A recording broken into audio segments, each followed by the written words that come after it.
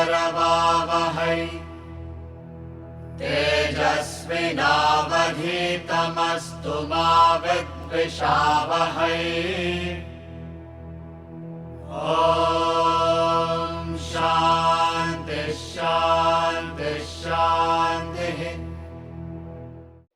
Hari Om all and good evening. The topic for the day is reflection and contemplation, which will be in continuity of what we were discussing in the last class, which is art of reflection. A quick summary of what we covered in the last class. Ignorance in us manifests in three stages. First is the stage that I don't know. I have no clue of what the self is, what the knowledge is. I am in a very low state of awareness, even with reference to the theory aspect of it. So I don't know is countered by the process of Shravana. Shravana means listening to the master in the class, listening to the audio, and we can even include a reading of the text, because reading has become an essential habit among students now. See, it is very interesting that in the good old days, when Vedic knowledge was traditionally taught, it was referred to as Shruti. Vedic knowledge is referred to as Shruti. There are two ways of understanding this term Shruti. Shruti means that which is heard. Okay. So what is heard is the Vedas and its corpus of knowledge is not something that is thought about and written. It is not a product of one's intellect. It is the revelation, as it were, the rishis got in a higher state of absorption or consciousness, higher state of consciousness. So in that state, they are supposed to have heard this mantras. That is why the mantras attributed to certain rishis are also, they are all not called as mantra karta, they are all called as mantra drashta. Mantra karta means one who has made it, one who has written it. That is not the name given to them. It is mantra drashta, that means as though they saw it. How can anything be seen? That means it is perceived by them. That which is there already, it is revealed to them, so they are hearing a special thing. So this is the meaning of the word Shruti, and Vedas is a corpus of that knowledge, and that is how traditionally we believe Vedas are apaurushaya. Apaurushaya means not made by a man. It is as though divine. One school of thought believes this, or majority believes this. Another meaning for Shruti is that the Vedic knowledge and the end portion of Vedas, which is Vedanta knowledge, which is transacted from master to student, has also to be heard only. Even in the olden days, traditional Gurukula system, whatever the master says, the student has to hear it and absorb it. His level of concentration is high, and in this process, his concentration also increases. Much later, there were also students who took notes, which was allowed, but they were considered not the highest grade of students. They were called as Likita Pataka, one who writes and then remembers it, because he is not able to absorb the entire thing that the master is saying in the class. But we can say in the modern context, one who writes notes is better, because our sense of concentration and absorption has deteriorated so much. We are not talking about an age that we are living in, a Vedic age. In this age, our level of concentration, level of intellect, level of application, everything has completely deteriorated. Not our capacity to think. It is just that it has deviated into extroverted means so much that if you want to absolutely concentrate on certain things, that your mind is just not available. So therefore, to maintain the concentration in the class also, if you are making points or notes, it is very much, welcome. It is very much a good practice nowadays. It is better because after the class, most of the things you don't even, and particularly I would say, even for Friday class, I think if there is not going to be much presentation on the screen, even if it is there, it is better that people come on camera also, because one thing is that I'll be looking at the faces and talking. Another thing, when camera is there and in the background you have a sort of no disturbance and you sit against a wall, or you put a chair and table against a wall or something like that, you are also forced to be attentive in the class for that 1 hour.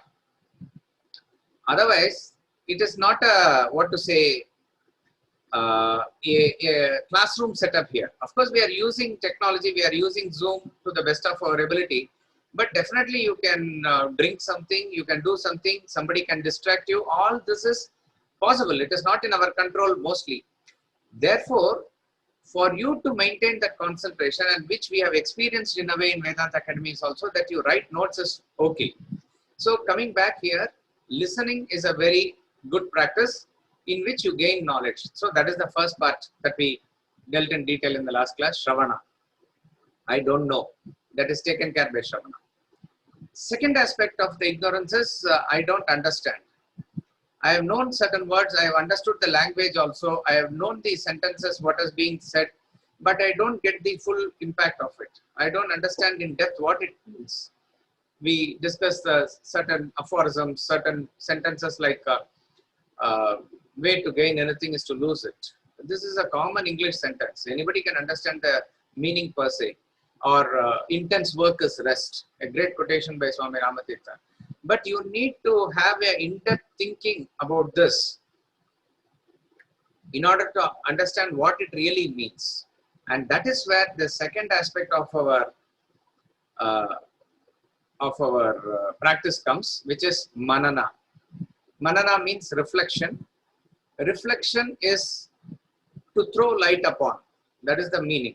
So a concept is given, or a sentence is given, or a subject is given to you in the class, or you read about it. Then what you need to do is think about it from various angles. Connect it to your own experience. And we said the best time for doing this is early in the morning.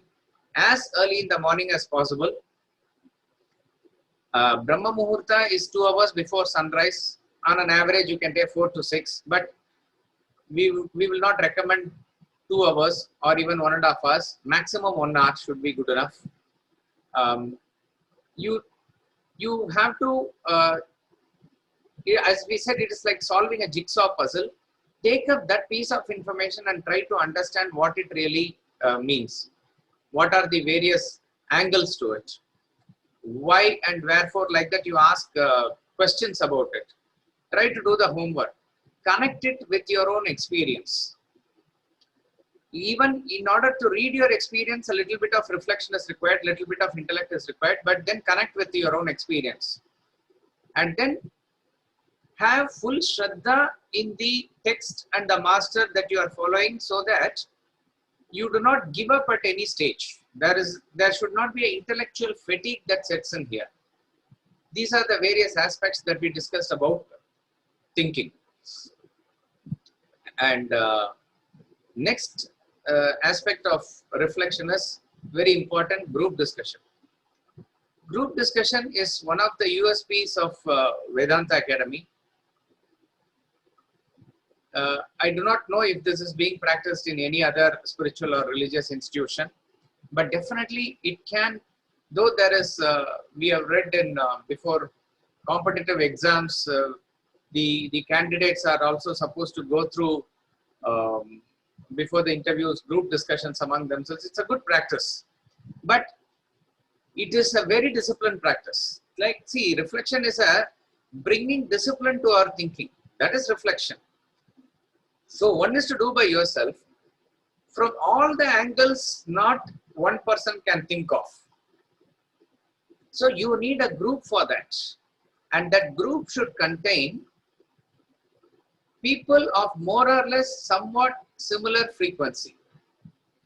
A LKG student and a 12th standard student and a 3rd standard student cannot sit together and discuss the same thing. I'm just giving an example to drive home the point. It is not possible.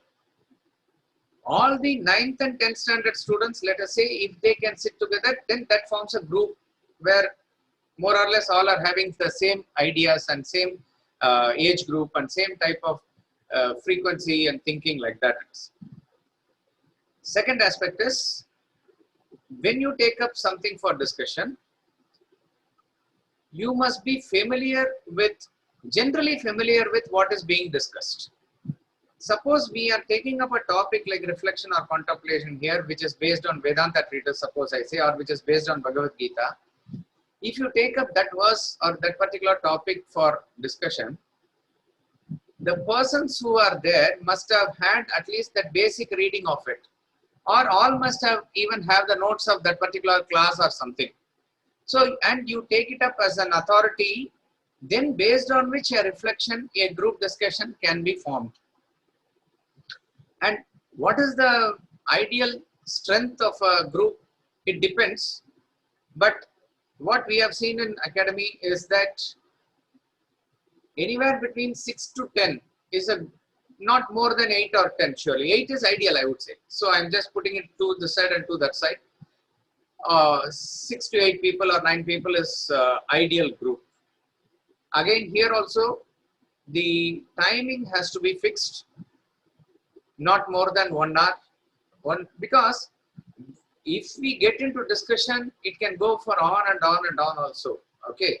But we are again saying that there has to be a discipline in thinking, because ultimately do not forget the picture, whole picture. The bigger picture is our aim in studying, reflection, contemplation, meditation, all those things is for us to get the truth revealed in us. So that is the purpose. So the whole idea is to bring that focus, bring that fixation, not to have a indulgence about, see, instead of having a adda somewhere else on some other subject, which is a very, very, what to say, a famous pastime all over India, particularly in Bengal also. Instead of that, let us discuss certain things in Vedanta, let us discuss certain things in philosophy, and that can also go on aimlessly and endlessly. That is not the case here. You are studying, you are reflecting, as I said, finally to get the full picture of what Vedanta says. So therefore, if that discipline has to be there, that discipline has to be brought into every aspect of our sadhana. Be it early morning study, reflection, even yoga, exercise. What you do must be in line with what it serves the purpose for. So you cannot run for 3 hours in a day. What are you aiming? Are you going to become an Olympic runner? That you must be very clear of. Then only you will be able to fit in each and every discipline into the main sadhana also. So group discussion also, you can fix the time about one hour or so. So how does it happen? Usually a person among the group is chosen as a monitor. In fact, the persons can take turns also. So one day a person is a monitor. Monitor is a person who has to conduct the group discussion. And the role of the monitor is to guide the group properly as and when it deviates. And in terms of conducting of the group, the monitor's word should be final. That also must be understood. Each and everything actually is in the form of a system, a hierarchy. See, even in an office, see, the boss could be wrong sometimes, and you can express your opinion with him. But ultimately, whatever decision he takes, that has to be, you have to abide by it, because he is the boss and you are the person who is working under him. So like that it is in each and everything. Finally, for a discipline, there has to be a hierarchy. In a classroom, the teacher has to exercise her authority finally over the students. In the home, it is the parents. Like that it is, there is a hierarchy. So in a small way, in the monitor in the group is the person, and in his limited role of being a monitor, I am saying. So in a group discussion, the person who has studied or something, he has a doubt and he brings out that doubt in the group. So that person who has a doubt is the questioner. So he has to first express his question. there are two types of questions here. I'm saying one type of question is that suppose you have heard the term neutralization, you have heard the term Atma, you have heard the term self-realization. So the question can be, what is self-realization? That can be a question. What is neutralization? Here it's like a straightforward question. Okay. So this type of a question is sort of clear to the people, and then we can start the discussion on it. But sometimes, how do I, let's say, confront a person or relate with a person who is dominating me in the house, or how can I have a relationship where it is I have to live with them, at the same time I'm not able to do my own sadhana. That's some sort of a confusion. So it could be a husband-wife related question. It could be some question that is based on their inner experience in the house, and they want to bring it into the clarity level, so that they want to implement that as much as possible in their lives. This type of a question will not have absolute clarity, because if the clarity is there in full level, they have the answer also. The fact that this question comes means they are not clear as to what is to be done. Therefore, you have to be charitable to the questioner, that to the extent possible that he is able to express himself, you have to allow it. The rest of the thing, you cannot keep on pinpointing or harping on the point. What do you mean by that? What is it? Why not so? Suppose if you are going to ask various things and he is going to not able to express himself fully, you have to understand that is the confusion that he has. So other members of the group here must have a charitable disposition to the questioner, that he is not able to express himself properly. But still, at the next level now in the group, you need to what is known as formulate the question. Formulate the question means, in order for a group to think properly, it must be clear of what is the question that we are dealing with. And for clarity in the question, it has to be put in a language, it has to be put in words. Mere thoughts, which is when you are trying to express in language, that is where actually the confusion comes. But still, you have to put it in words to get the spirit of the questioner as much as possible. Therefore, at this stage, each and every member of the group, with the permission of the monitor, can clarify the question, can ask, is this what you are referring to? Plus, very important point here is, the term that the questioner uses must be understood in the same way by all people in the group. Suppose there is a term called meditation in English. This is an English term. The Sanskrit term could be dhyana, and the term could be used as dhyana yoga in Bhagavad Gita, etc. And it can be translated as yoga of meditation in English. So we have a notion what is meditation, what is dhyana. But the term meditation can be very loosely used in English language also. Suppose if a person says, I am meditating about the last week's lecture, or I am meditating whether I should get married or not. Suppose if he says like that, obviously he is not talking about a dhyana, which is a single pointed concentration. Here he is using meditation loosely for extended thinking, a thinking process. That's what he uses the word meditation. So if that person is going to talk something about meditation in his question, we must be clear about what is the spirit in which he uses the term meditation there. So you can always get clarified about the terms also. And it is better that after the formulation of question, which I'll come to, that when you start even answering the question, it is better to repeat the question to the questioner, so that you make sure that you understand the question in the same way as the questioner has presented, in the spirit that he wants the question, and that is the way that you have also understood the question. And while your questioner, when you are clarifying the question, don't jump into answer mode or don't jump into any other thing. One thing we can say is, suppose if he has not done the basic homework, suppose if he is asking the question, what is self-realization? What is neutralization? Something like that. You can ask, where did you get this term from? Why are you asking this question like that? Okay. Suppose he said, I heard it somewhere. So no. You have to do certain basic homework, where what you have to read this portion, then come and ask this question. That is possible. That you can say. But if he has done the basic homework and come to it, then you have to understand it and not give the answer while you are still in the process of formulating the question.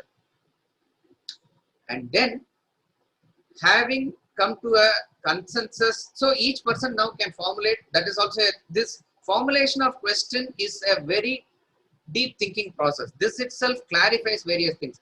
See, we are still in the point about reflection. When you are able to put your thinking cap on and formulate the question, there itself you are getting a lot of clarity. And then whatever is the best formulated question that can be taken up, that can be finally decided by the monitor based on even consultation with the questioner, and all others now agree to the question. So each and every person, when you are formulating also, you can clarify on certain points, because when you are formulating a question, you are putting it in writing again. So it must be as clear. When this question is going to be presented, let us say, I'm talking about a system in the academy, when it is being presented to a Swamiji or a bigger group or something, again, there must not be a big confusion as to clarifying the question itself. Therefore, the clarity of the small group is to bring the question as clear as possible, so that when it is presented to others, there is no further clarification. Suppose any basic one thing or the other, if the thing they want to ask, they can ask, but otherwise, by and large, the question is clear, the background of the question is clear, the intent and spirit of the questioner is clear, and then the formulation happens. If this is done, on an average, I am saying, because certain questions can go up to clarifying itself and it may take up to 20 minutes to half an hour, which takes a good chunk of time. But again, have a discipline that within 10 to 15 minutes maximum, you have to sort of finish this process. As I said, the total time duration, you can keep us 60 to 75 minutes, 1 hour to 1 hour 15 minutes. This is the maximum time, of which 20% of the time we are allocating just to get the question clear. Again, I'm saying on a general basis. Certain question, it can go a little deeper also, it's fine. And then what happens, once the question is formulated, each and every member of the group is given time to think about the answer. Because, see, there could be certain people who have already known this or already thought about this. There are already some people who are now only thinking about it. There are for whom somebody it is a very new concept or something. Doesn't matter. You still pause. Everybody pause. Maximum, I would say 5 minutes, 10 minutes. Because the idea is group discussion. The thinking that we do is in the room. So that same thinking you cannot take half an hour to 1 hour in the group discussion. So maximum 5 minutes, 7 minutes, like that I'm just saying. And if a person says 1 or 2 minutes extra, you can be charitable and you give that. In this time, you formulate your own points. Try to align your answer in terms of what the questioner is asking. Okay. So you are trying to now answer the question. Again, here 2 things you have to remember. One is answering the question, another is answering the questioner. Answering the question is what we as members of group who are all of similar frequency as students must attempt. Answering the questioner is an authority, a guru, he will do it. And he has the authority to do it even in a group discussion. I remember in one of the group discussions we had in academy, a student asked the question as to what is the meaning of gossip? Why does a person tend to gossip? And we had this in a small group and we were discussing, and this question further came up in the big group discussion with Swamiji. We have this habit of formulating and presenting the answer also. I'll talk about it. After that was done, Swamiji had his point to answer. And he asked who asked the question. And that particular student raised the hand and he said, this type of a question is gossip, he said. This question, because I have given you a certain course of study to do, and that time a particular Upanishad or some serious portion of Gita was going on. You are asked to reflect on it, and why does this question come to you suddenly like that? Even then it could be a valid question, but he knew the background of the student. He knew why he was deviating away from his thought, and he knew that it was just a mind rambling here and there, and in that process to ask some question or other thing in the group, and it is not something that Swamiji has talked about in gossip in a lecture, and he has a doubt about gossip or something. He simply took up that question, and we as the members of the group, we also went along with it. So he was clearly addressing the questioner that he did not go into the merit of the question and answering the question. Obviously, he can do it. And he did not even comment upon the group questions and group answers. He did not for that particular thing. He directly attacked the questioner because he is responsible for bringing the student back to track. And the overall thinking and overall discipline of the course and the structure of thinking, that is what he is concerned about in the student. So an authority, a guru, a teacher has the responsibility and the authority to answer the questioner, and it can be sometimes very direct, very attacking. It can be like that, but that is what is required for that. But as the member of the group, as I said, this homework that the questioner should do, that he has really thought about the concept, he has really worked on it. Where the resolution is not possible, he should bring it up in a group, and therefore it becomes then a very valuable and a valid question, and it will be a thought process, food for thought for others also. So you need to therefore address the question. When you are addressing the question, okay, now the monitor's role comes when the answers are going to be taken up after the time is allotted for thinking, that the person who has the least experience in this knowledge, because there can be students who are studying for 1 year, 2 years, 3 years, 4 years, 5 years, 20 years also. I'm saying if all our students of Vedanta like that, or even in your own group, some persons might have been studying e-learning, some persons have just now entered into Vedanta, fine. So those who are having the least experience, they must be given the first chance to answer. And it is not something, the ideal thing is you can ask for who has the answer and they will raise their thumb, I have an answer. Like that in the beginning also, who has the question, I have a question, somebody can raise their thumb also. So ideal way is to do that only. But just to be charitable, just to make everybody express, you can ask the person, whoever is having the least experience, would you like to answer? Would you like to contribute? He need not. See, again I'm saying, if a person is just now joined the group and he has no clue of what the mind, intellect and basic concepts, everything is, one need not force oneself to answer something. That is also clear. First is absorption of knowledge to some extent. But if you have something to say, obviously you must have the freedom to express also. You must try. And again, other members of the group, if they know the background also, they must be charitable to the person who is answering. When a person presents a point, monitor makes a note of it. That is the role of the monitor also. Whatever he says, others can also make a note of it. And then once he has present answer also, do not go on and on and on. If the question is precise, if you are thinking it is precise, maximum 3 minutes, 5 minutes, not more than that. Whole idea of reflection is to bring the precision in thinking. You cannot keep on giving a lecture there, and when you give lecture, it will go deviant into something else. And so, what is that book? A. Mander writes about clearer thinking. So many aspects that he talks about how to bring about clarity in thinking. One of the points is, to the point you should answer. That's all it is. So when the answerer deviates and he goes into extraneous things which is not relevant for the question or that discussion, monitor should intervene and bring him back to the focal point. Then he says, this is deviant, we will not. Or even while answering little bit, you can give a leeway for him to explain. He brings an example or something which is fine. When a person now having answered, the others are supposed to question him for any doubts or clarification. A person is given a point, other members of the group have every right to question. So they can say, how are you saying this? What is the basis of you saying this? You have used this term. How are you using this term here? You use this term natural in your answer. What do you mean by the term natural? These are the questions you can very much definitely clarify. In this clarification, the other people in the group must genuinely have that clarification. See, remember, questioning must be always preceded by a quest. This is very important in group discussion. Quest means wanting to know. So when you are clarifying others' point, you are not imposing your point. You are genuinely trying to understand what the other person is saying. This practice is very, very important discipline. If you develop this, it will help you lifelong in your discussion.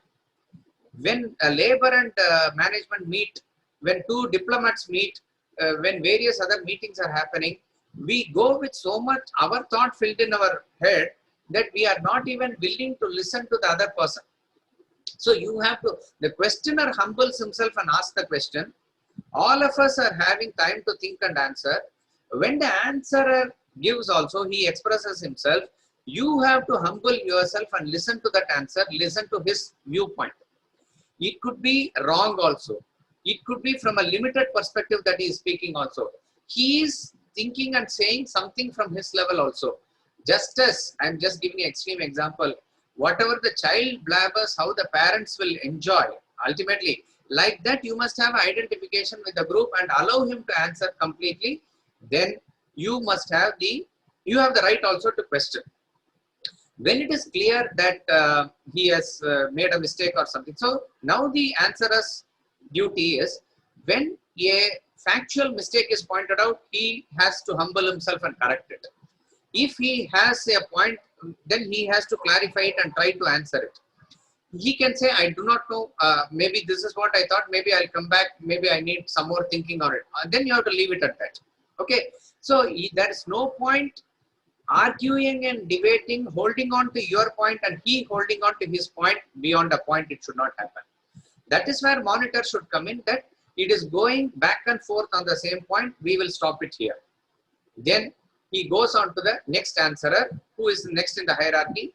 He can say, here one of the disciplines is, if the earlier answer has been given and you are also having the same point, then you need not go again and explain it in full. You can say, as it was covered, this is my point also. Additionally, if I want to say certain points, I can say. Or apart from that, in this angle, I want to say, that you can say. Or if I say, I want to bring this example to make it more clear, you can say. Or this point, I want to make it more clarified, that you can say. So you are again humbling yourself, not wanting to express yourself fully where the point is already covered. This is another important exercise that I know I want to express it. This is always there. Before a questioner finishes, I have the answer, I want to express it. This is the tendency of all of us.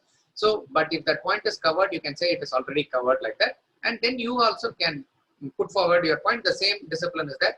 Others are given a chance to clarify and you have to hold on to what you say and you have to defend it like that it is. Like that, each and every person gets a chance.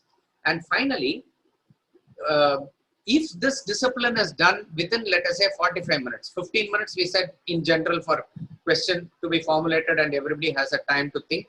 Then 45 minutes you are there for, this is the actual discussion. This is the crux of group discussion.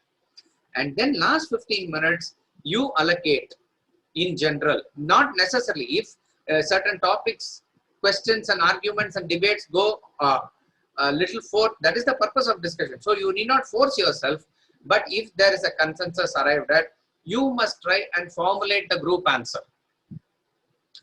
This is a very important discipline, which probably now I do not know if it is happening because the questions are directly taken up to Swamiji in academy also.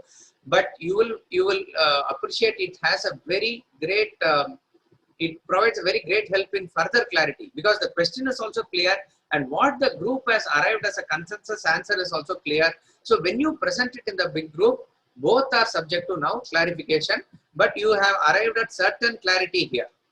So formulation of answer also must be attempted. There must not be a way by which you drag on and on and on and you say time is over, let us not. There must be an attempt to formulate. Attempt to formulate must be individually also done and then the group monitor concisely, it is the role of the group monitor to make it concisely and then present it later here. Now, in group discussion, as I said, try to stick to the point, do not bring in extraneous materials and go back. If you are confronted with a new point, you say, I need to think about it. All these are the disciplines. An extension of this is what is known as debates, because debates is a very, very important aspect of knowledge in Sanatana Dharma. Right from the traditional, see in the Upanishad also it's question and answer. The students ask a question and master gives the answer. So the knowledge comes only when there's a quest, only when there's a questioning. Even in group discussion, we said there's ideally there's a question, there's an answer. If there is no question, if you have formed a group, you can take up a topic and discuss, but that is secondary. Ideally, if there's a question there, just for the sake of questioning, don't ask something. Quest must be there, and otherwise you can take up a topic of discussion, or you take up a statement, way to gain anything is to lose it. Or this point about, last class all of us heard about illusion. This point about illusion, can we discuss? Something like that. But ideally, when a questioner takes up, it is possible for us to pinpoint the answer towards him. So that is the ideal way. In the traditional way of Sanatana Dharma, there is always weightage given to establishing the concept by what is known as Siddhanta. Siddhanta means you establish a concept and you say this is what is the finality about this truth. This is at the intellectual level. Remember this. At the intellectual level, you are gaining clarity and you say this is what is finality. Before you do this, what you must do is something known as Purva Paksha. Purva Paksha means, in modern context, you can use the term reversing the gaze. You are, Purva means earlier, before standpoints. Paksha means side. Suppose, for example, Adi Shankaracharya re-established Advaita Vedanta. Advaita is the highest concept he re-established in his lifetime, and the Avatara was meant for that one. Before his time, or around his time, there were various people practicing various religions and various types of philosophies, and even now, even after him also, it will be always there.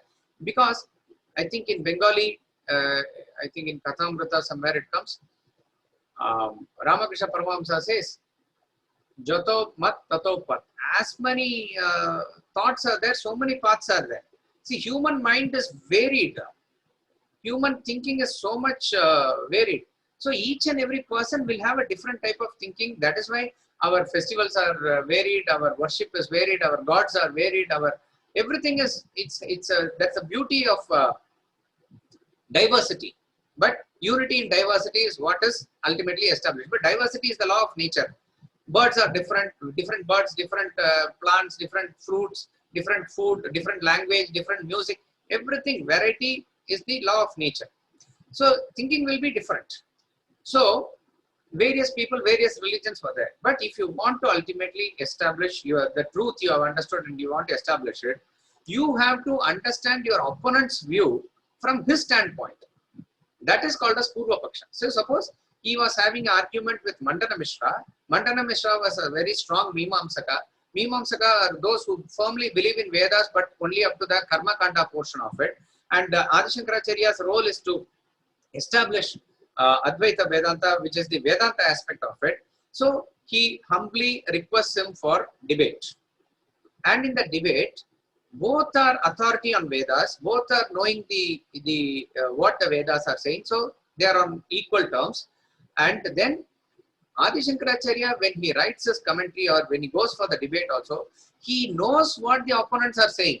And the opponents are also knowing what he is saying. Then there is a very healthy debate. And in this healthy debate, what is the purpose? That you must never forget.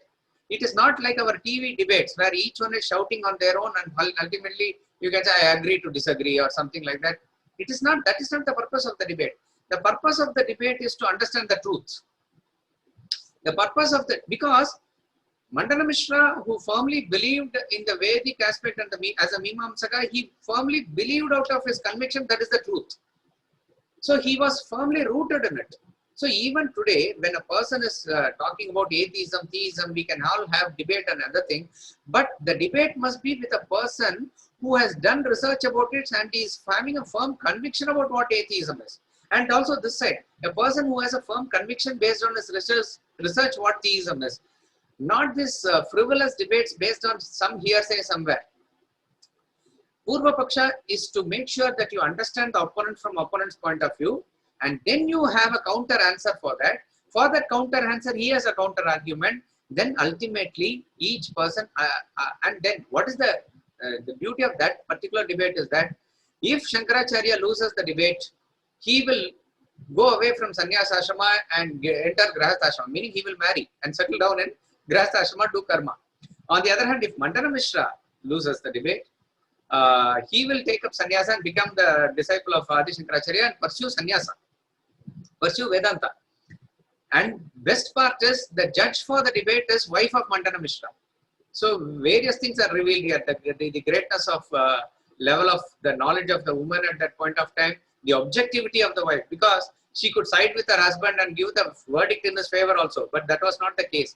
So various things get revealed in this beautiful point, but we have deviated again. The point is, you must have that quest for truth, and that is where the Purva Paksha comes in. And this, our society, our scholars, our researchers failed to do when Islam and Christianity settled.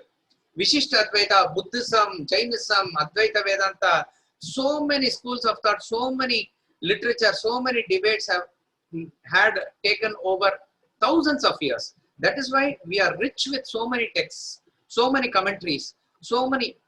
If everything was completely established by Adi Shankaracharya, then there was no role for Ramanujacharya. But he came, boldly expressed personal God and interpreted everything through Vishishta Advaita, and he was able to establish it. Later Madhvacharya came, later Chaitanya Mahaprabhu came, various people. So each one was able to establish their standpoint from the intellectual view by this process.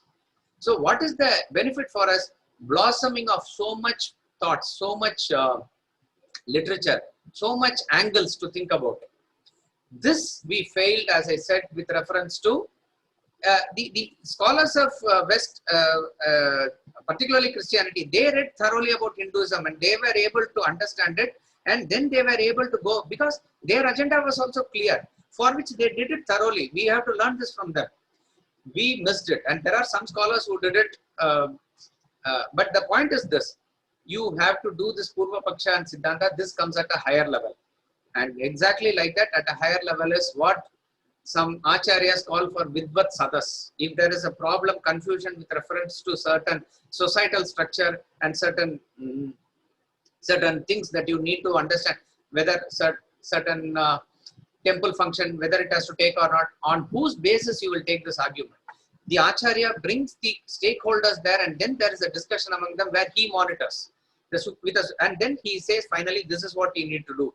It could be any, from a simple thing, whether a god has to be taken procession this way or that way or anything like that, but this is all done after thorough discussion. So group discussion is very, very important factor in bringing clarity. So first we talked about thinking, then is group discussion. At the third level of reflection, which is little deeper, is when you start taking class.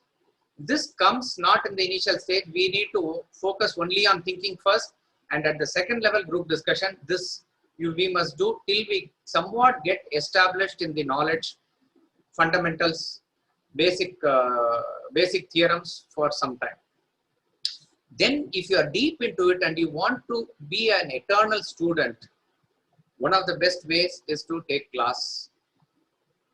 When you take class, the most important thing that you must remember is that don't assume the position that I am the teacher, I know everything.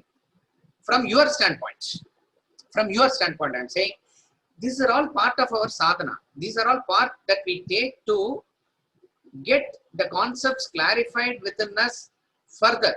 So when you take a class, what happens? You have to prepare for it. We said in a group discussion, you speak for 5 minutes, but class could be for half an hour. So therefore, you need to do a lot more research. You need to bring in examples. You need to bring in various other themes related to it.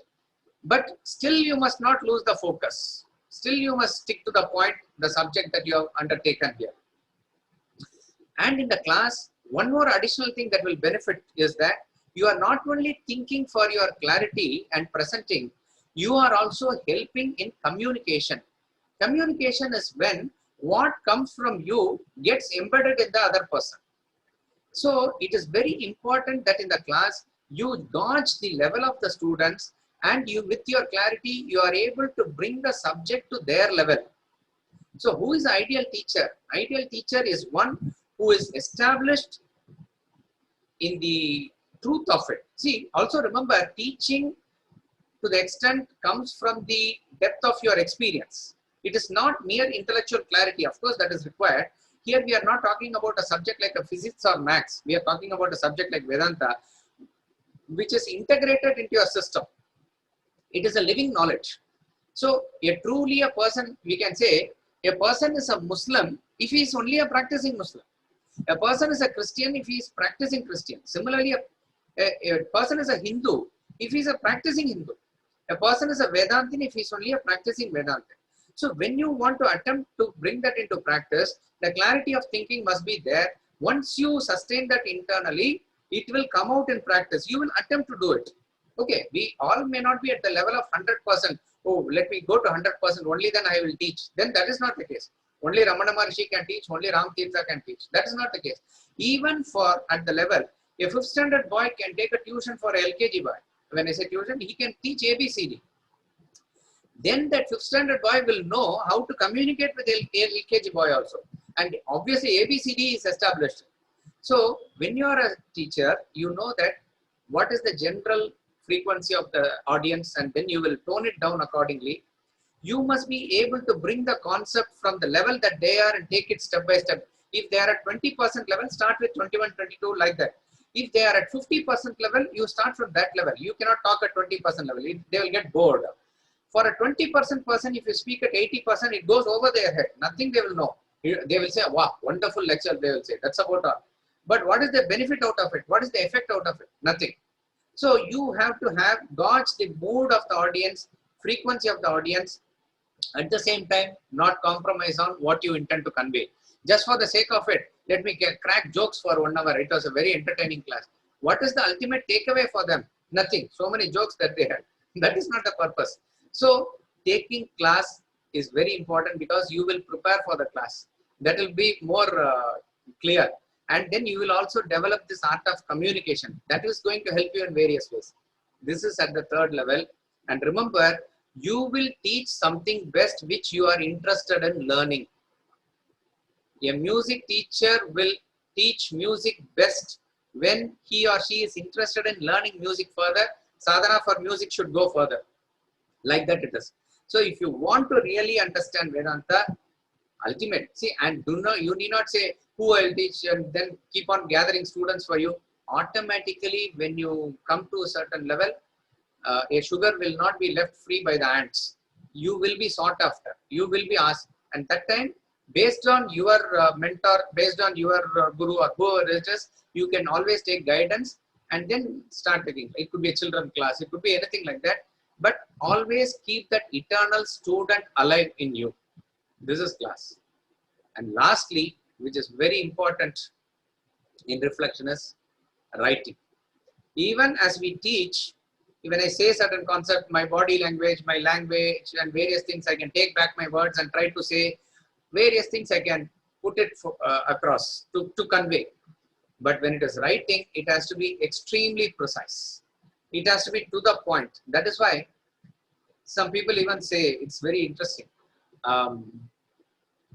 Certain things that we say in the class, Upanishad class, it is not given in Swamiji's commentary. They say it's I would say, in a way, it's funny. I'm not saying it's blasphemous or something, because we are taking a class which we have little more relaxation and which we have freedom, and we cover certain things which are not time bound. And therefore, I can bring in another example. I can bring in various things to say in the class. But Swamiji's commentary on Upanishad, and we also remember the time that he wrote, we were doing the course there. And this has come after Bhagavad Gita commentary. And Upanishad has to be studied after Gita. And if Upanishad's commentary has to be written, you will find, therefore you see the style of Swamiji's commentary in Bhagavad Gita, particularly volume 1, later volume 3, and then into, when I say volume 3, 13th and 15th chapter are there. Then see the commentary in Upanishad. the precision, the style, everything is even more to the point there. So the role of the commentator is to take up the verse, explain and say his interpretation with the audience in mind and without compromising on what the verse is. Okay, writing a commentary is a different topic by itself. But what I'm trying to say is, when you put it in writing, it has to be precise and to the point. It is not to make the adhikari for reading a Upanishad commentary book is not a person who wants entertainment. He is a serious seeker and he wants to know what this particular mantra says. So it has to be precise. So how can you use it in your reflection? Couple of points that you make a note of it in the class. Try to write it. Try to make a question and answer for yourself. When you write only, you know how clear you are. Because when you try to think, when you try to explain, it's very clear. And when you hear it in the class, it's pakka. Suppose you say, what is the difference between intrinsic and extrinsic? It's so clear. Don't you understand? What is Vedantic theory of assumption? It's very clear for all of us. Law of causation, prarabdha and purushartha, or law of destiny and karma. Everything is very clear for us. Try to put it in writing. Try to ask a question about it. Or if somebody, see, you can even take a question of your own child who has no connection to Vedanta, because you would not have thought of in that direction. Try to answer that question to the child. Then you will know what the clarity is. Then try to put it in writing. It further improves your clarity. So writing is the ultimate. I'm not saying that you must write a book or something like that. That only very few can do. But we can write our own notes. We can write our own points. And as clarity increases, your writing will become more precise, more to the point. Finally, it is just like that. What is the thing? You will exactly know. Writing improves the thinking. Here also one more point is, development of language skill is important as far as thinking is concerned. Whether you take class or write in particular language, to get proficiency in one particular language is recommended. Be it English, it's fine. But ideally, since we are students of Vedanta, Sanskrit knowledge will do a lot of wonders for us. But unfortunately, our school education and even our homes or something, it is not practiced.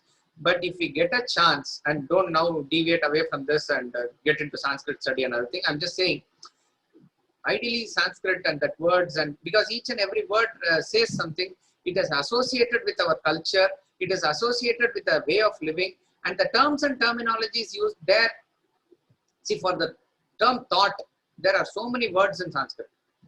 In English, we don't find so much words. But in English, certain other concepts have so many words. It is associated with that culture, that way of living, that way of understanding.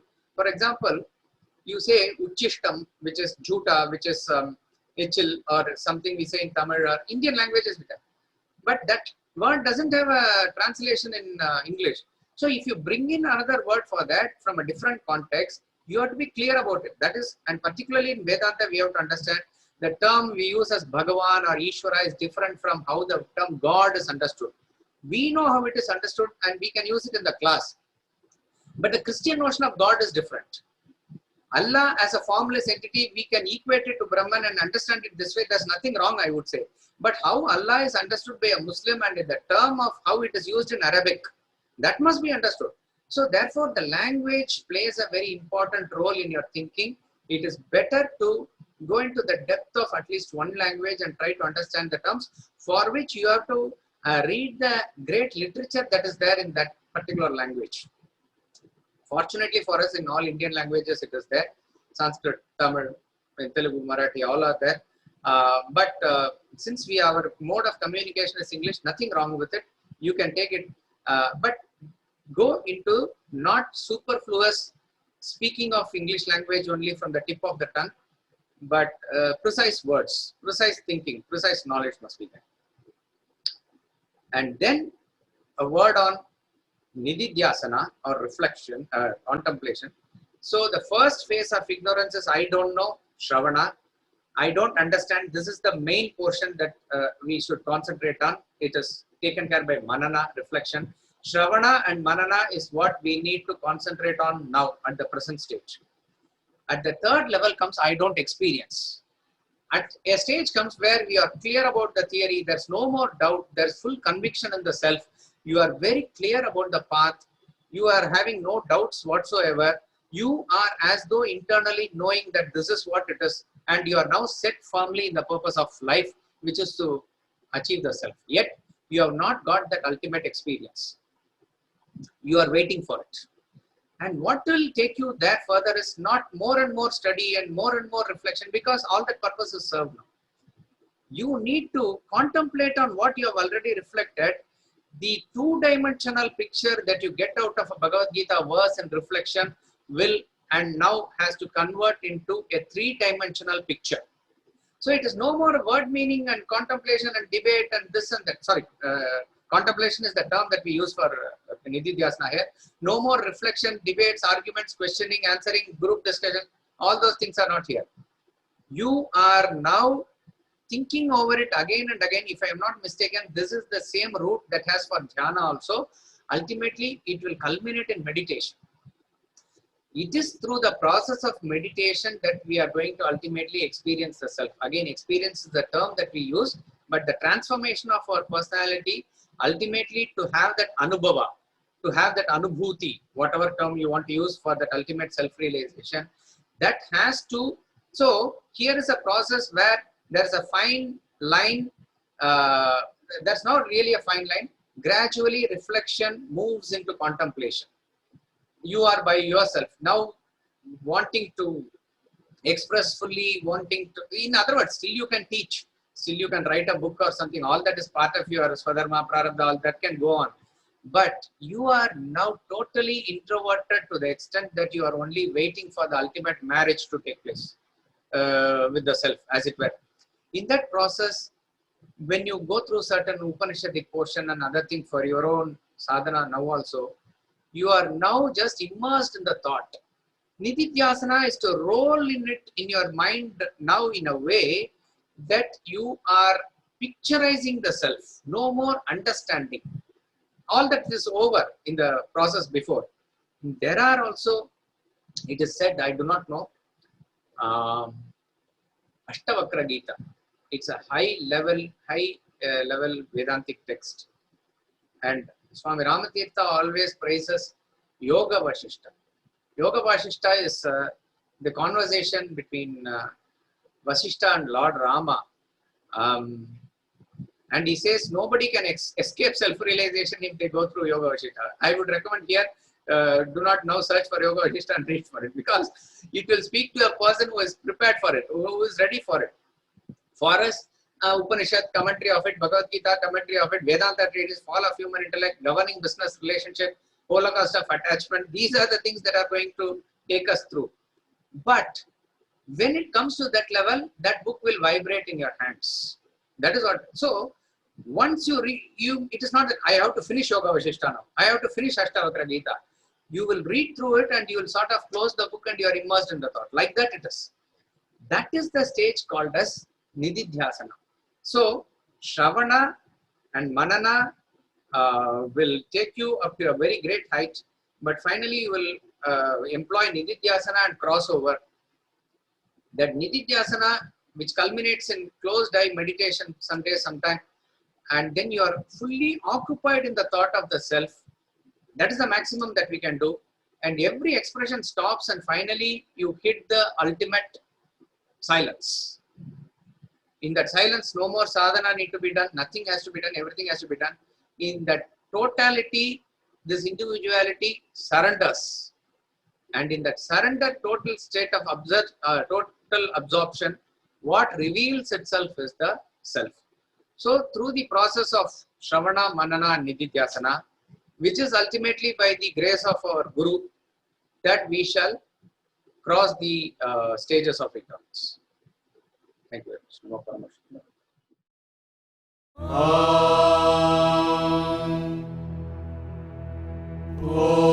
Purnamada Purnamidam Purnat Purnamudachyate Purnasya Purnamadaya Purnamevavashishyate. Om Shanti Shanti Shanti.